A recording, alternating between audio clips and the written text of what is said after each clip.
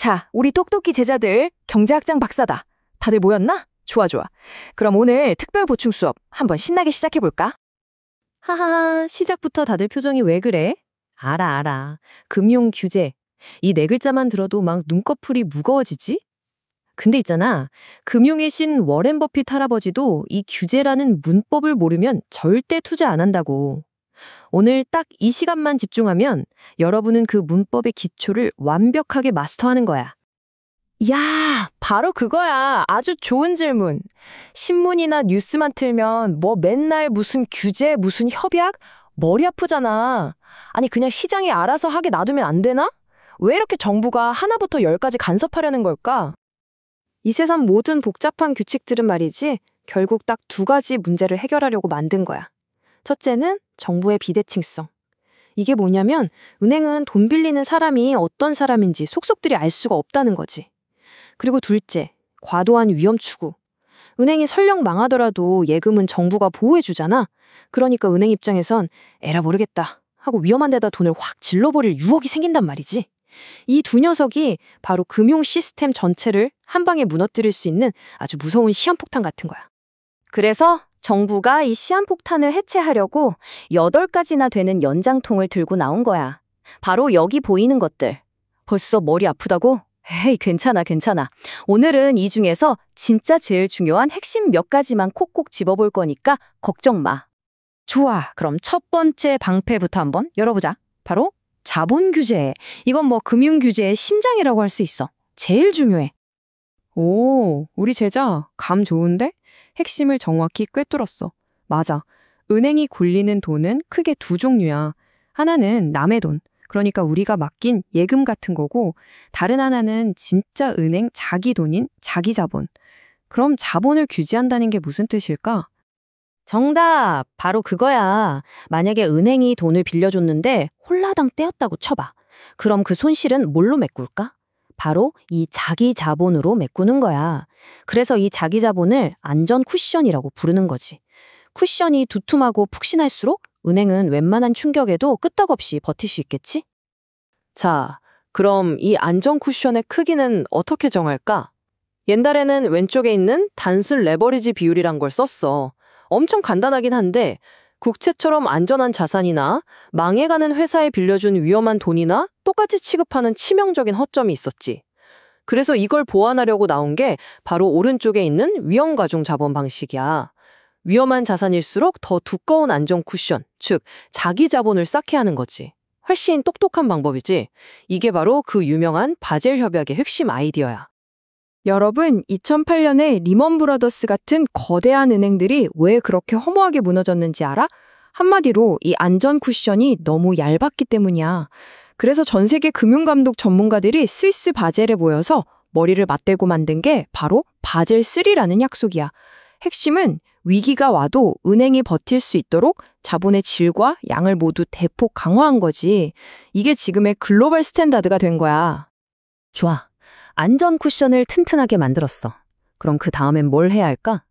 당연히 이 쿠션이 잘 있는지, 어디 찢어진 곳은 없는지 주기적으로 확인해야겠지? 그게 바로 금융 시스템의 건강검진, 다시 말해 금융감독이라는 거야.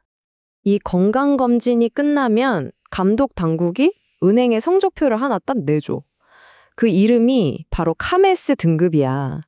이름이 뭐 낙타 같고 귀엽다고 얕보면 절대 안 돼.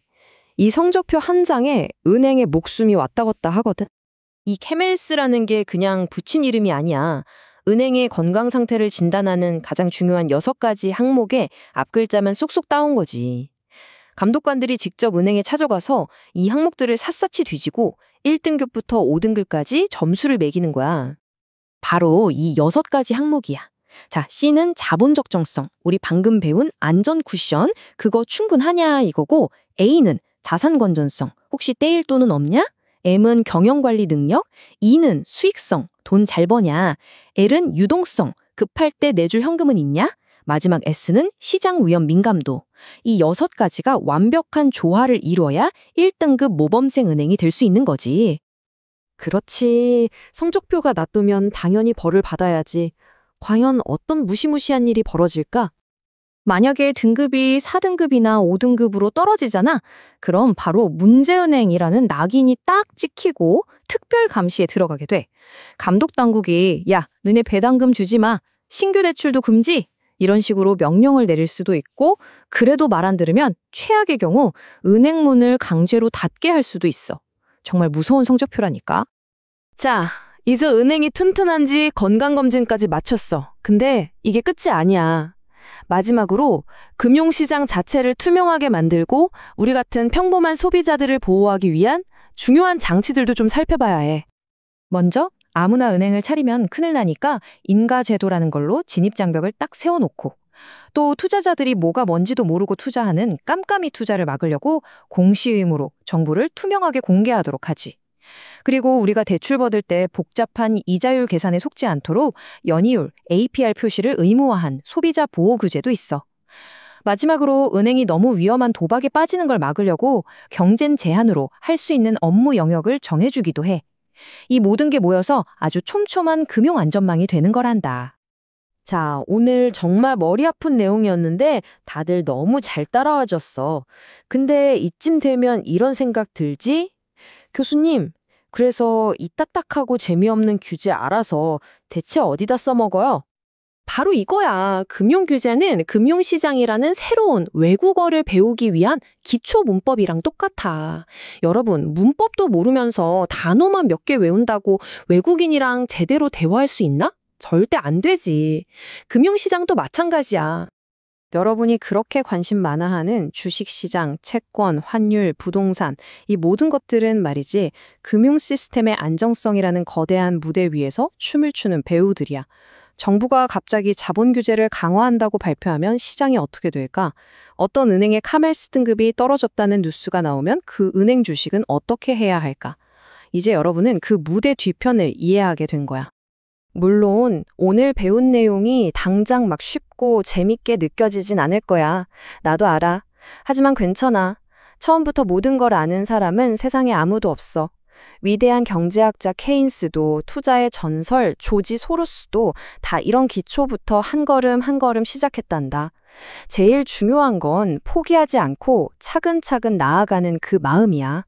오늘 우리는 금융규제라는 아주 중요한 지도의 첫 페이지를 함께 넘겼어. 자, 이 지도를 손에 들고 이 경제학 장막사와 함께 금융이라는 거대한 보물섬을 계속 탐험해 나가지 않겠나? 좋아, 오늘 수업은 여기까지. 다들 정말 수고 많았다.